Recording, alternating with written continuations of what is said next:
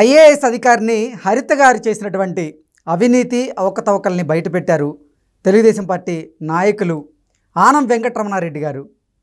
ఆనం వెంకటరమణారెడ్డి గారు హరిత గారు చేసినటువంటి అవినీతిని బయటపెట్టడంతో హరిత గారి పోస్టింగ్ బూస్టింగ్ అయ్యింది అనేటువంటి వార్తలు వస్తున్న నేపథ్యంలో అసలు ఈ అంశంలో ఏం జరిగింది అనేది మనం విశ్లేషణ చేసుకునేటువంటి ప్రయత్నం చేద్దాం. ప్రస్తుతం మనతో పాటున్నారు ప్రముఖ రాజకీయ విశ్లేషకులు, ప్రముఖ సీనియర్ జర్నలిస్ట్ సిఎస్ రావు గారు. సార్తో మాట్లాడదాం. సార్ నమస్తే. సార్ నమస్తే.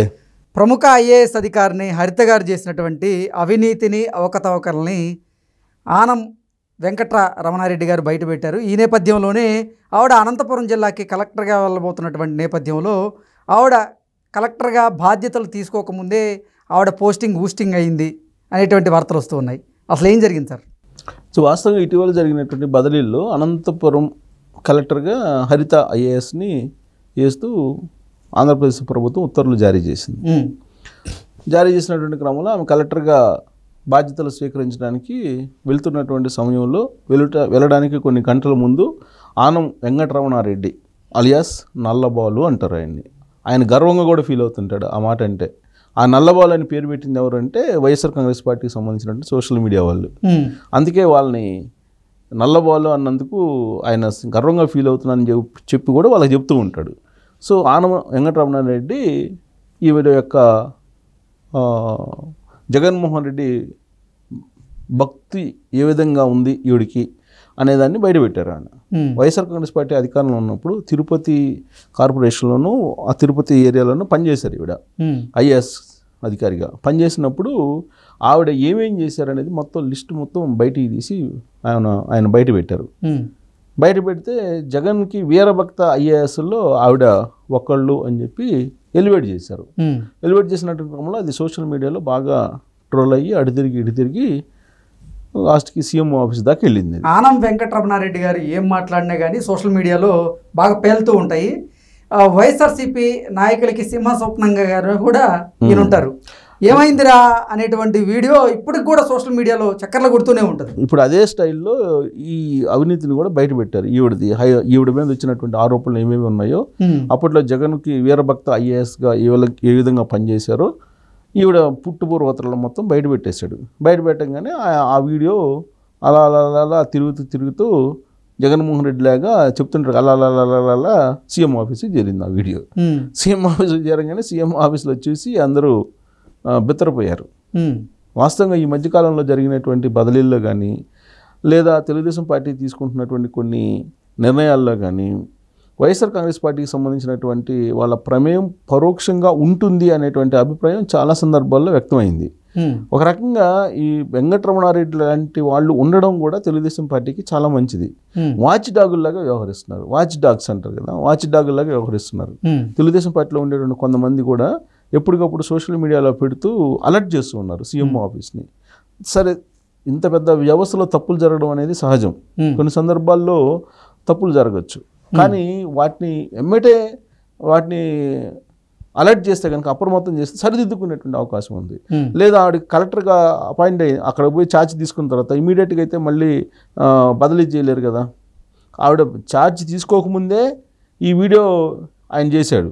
దాంతో ఆవిడ అనంతపురం వెళ్ళి ఛార్జ్ తీసుకునే టైంకి ఆవిడకి మళ్ళా మీరు అక్కడి నుంచి బదిలీ అయిపోయారు, అంటే ఆ ఉత్తర్వులు రద్దు చేస్తున్నామని చెప్పి చీఫ్ సెక్రటరీగా ఉన్నటువంటి నీరబ్ కుమార్ ప్రసాద్ మళ్ళీ జిఏడిలో మీరు జిఏడికి రిపోర్ట్ చేయండి అని చెప్పి మళ్ళీ ఫ్రెష్ ఉత్తర్వులు పంపించారు. దాంతో ఆవిడ జిఏడిలో రిపోర్ట్ చేయాల్సినటువంటి పరిస్థితి ఏర్పడింది. అంటే అంత అథెంటికేటివ్గా ఆనం వెంకటరమణారెడ్డి తన వీడియోని చేయడంతో పాటు ఆవిడ ఏ విధంగా జగన్ వీరభక్త ఐఏఎస్గా వ్యవహరించారు అనేది ఎలివేట్ చేశారు. ఆ విధంగా ఎలివేట్ చేయగలిగి ఉండాలి తెలుగుదేశం పార్టీలో ఉండేటువంటి లీడర్లు కూడా. చాలా బదిలీల్లో కానీ లేదంటే ఈ కేసుల విషయంలో కానీ చాలా తప్పిదాలు జరుగుతూ ఉన్నాయి. వాటన్నిటిని ఎలివేట్ చేసినందువల్ల తెలుగుదేశం పార్టీ లేదంటే తెలుగుదేశం పార్టీ అధిష్టానం బాధపడాల్సిన అవసరం లేదు. ఇప్పుడు రీసెంట్గా లోకేష్ని కొంతమంది వైఎస్ఆర్ కాంగ్రెస్ పార్టీ వాళ్ళు పవర్ బ్రోకర్స్ కలవడం జరిగింది. అందరూ ఆంధ్రప్రదేశ్లో ఉండేటువంటి వాళ్ళు లేదా తెలుగు వాళ్ళు అందరూ కూడా అందరికీ తెలిసి ఉంటారు. వాళ్ళు ఎవరెవరు జగన్మోహన్ రెడ్డి దగ్గర పవర్ బ్రోకర్స్గా వ్యవహరించారు, ఎవరెవరు ఎంత సంపాదించారు అనేది అందరి గురించి తెలియదు. మెయిన్ ఫోకస్ ఉండే వాళ్ళు మాత్రమే తెలుస్తారు ఎవరికైనా. సో లోకేష్ కూడా అంతే, మెయిన్ వాళ్ళు మాజీ మినిస్టర్స్, మాజీ ఎమ్మెల్యేలు, వాళ్ళ గురించి మాత్రమే తెలుసుకునేటువంటి అవకాశం ఉంది. కానీ ప్రతి కార్యకర్త, ప్రతి పవర్ బ్రోకర్స్ ఎవరెవరు ఉన్నారు అనేది ఆయనకి తెలియదు. సహజంగా ఆయనకి కదా, ఎవరికైనా తెలియదు. అప్పుడు ఏం చేయాలి, చుట్టూ ఉండేటువంటి కోటరు ఎవరైతే ఉన్నారో వాళ్ళు అప్రమత్తం చేయాలి. వాళ్ళు కూడా అప్రమత్తం చేయనప్పుడు తెలుగుదేశం పార్టీకి సంబంధించినటువంటి లీడర్లు ఎవరైతే ఉన్నారో వాళ్ళు వాచ్ డాగ్స్ లాగా ఉండి ఇలాంటివన్నీ ఎలివేట్ చేయాలి. ఎలివేట్ చేసినప్పుడు ఇమీడియట్గా జరిగినటువంటి తప్పుని రెక్టిఫై చేసుకునే దానికి అవకాశం ఉంది. లేదంటే భారీగా డ్యామేజ్ జరిగేటువంటి అవకాశం ఉంది, పరిపాలనలో డ్యామేజ్ జరిగే అవకాశం ఉంది, పార్టీ పరంగా డ్యామేజ్ జరిగేటువంటి అవకాశం ఉంది. కాబట్టి వెంకటరమణారెడ్డిని ఒక రకంగా అప్రిషియేట్ చేయాలి ఇలాంటి బయట పెట్టినందుకు. ఇటీవల కాలంలో రోజాకు సంబంధించినటువంటి తిరుమల తిరుపతి దేవస్థానంలో ఆయన చేసినటువంటి భోగోతాలన్నీ కూడా ఆయన బయట పెట్టాడు. అసలు రోజా గురించి అయితే అనేక ఎపిసోడ్లు చేశాడు ఆయన, చాలా ఎపిసోడ్లు చేశారు. ఆ చేసినటువంటి ఎపిసోడ్లో బాగా హైలైట్ అయినటువంటి ఎపిసోడ్ తిరుమల తిరుపతి దేవస్థానం.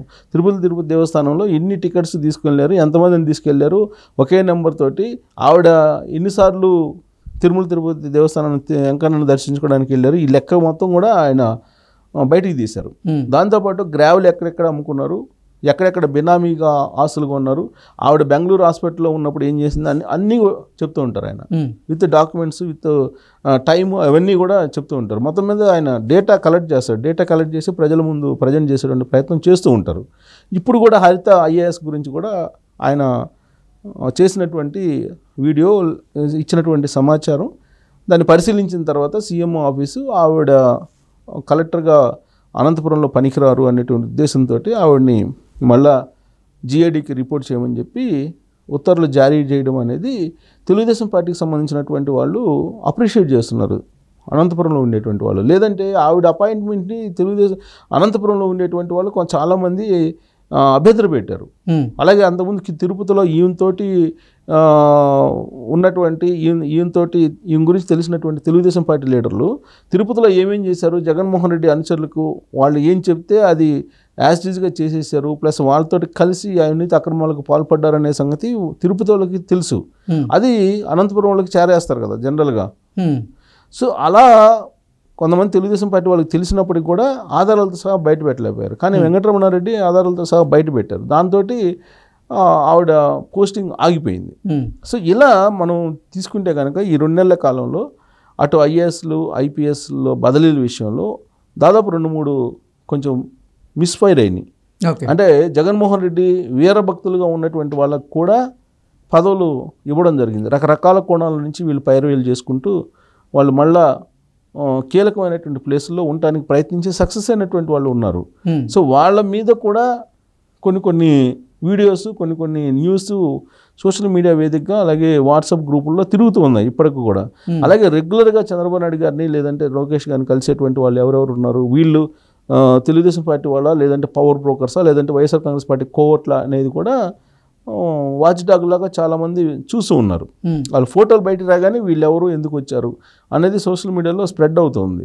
అందుకే చంద్రబాబు నాయుడు చాలా క్లియర్గా చెప్పాడు 2 రోజుల క్రితం, వైఎస్ఆర్ కాంగ్రెస్ పార్టీకి సంబంధించినట్టు ఎవరిని కూడా తెలుగుదేశం పార్టీ తీసుకోదు, కోవట్ల మాదిరిగా జొరబడి రాజకీయంగా నష్టం చేస్తారు, అందుకని మేము అప్రమత్తంగా ఉన్నాము, ఎవరిని పడితే వాళ్ళని మేము పార్టీలోకి తీసుకునే అవకాశం లేదు.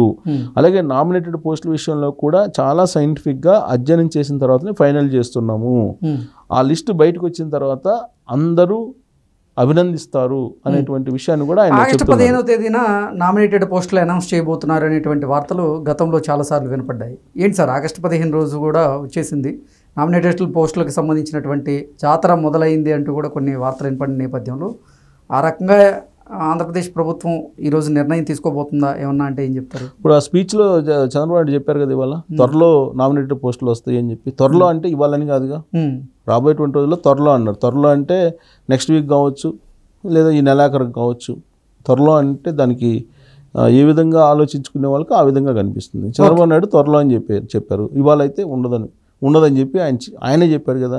ఇంకా ఆగస్టు 15 ఉంటుందని మనం అనుకోవడంలో అవకాశం లేదు కదా. ఓకే. సో కాబట్టి సైంటిఫిక్గా అన్ని ఆలోచిస్తున్నాం అని చెప్తున్నారు. ఒకవేళ ఏదైనా 1-2 మిస్ఫైర్ అయినా కానీ ఇమీడియట్గా సర్దిద్దుకోవడానికి కూడా ఇంతకు ముందులాగా ఆయన వెనకాట్లేదు. ఓకే. ఇమీడియట్గా సర్దిద్దుకునే ప్రయత్నం కూడా చేస్తూ ఉన్నారు. అది ఆహ్వానించే పరిణామమే. అందుకే ఇప్పుడు నల్లబాలు లాంటి వాళ్ళు చాలామంది తెలుగుదేశం పార్టీలో ఉన్నారు. అందరూ అప్రమత్తంగా ఉన్నారు. అందరూ ఎప్పటికప్పుడు మిస్ఫైర్ అయినప్పుడు దాన్ని ఎలివేట్ చేస్తున్నారు. ఎలివేట్ చేయగానే దాన్ని ఎందుకు ఎలివేట్ చేస్తున్నారు అనేది వాళ్ళు అడగకుండా రెక్టిఫై చేసుకోవడం అనేది ఇది శుభ పరిణామం కింద తీసుకోవాలి తెలుగుదేశం పార్టీలో. Okay sir, thank you so much. Thank you.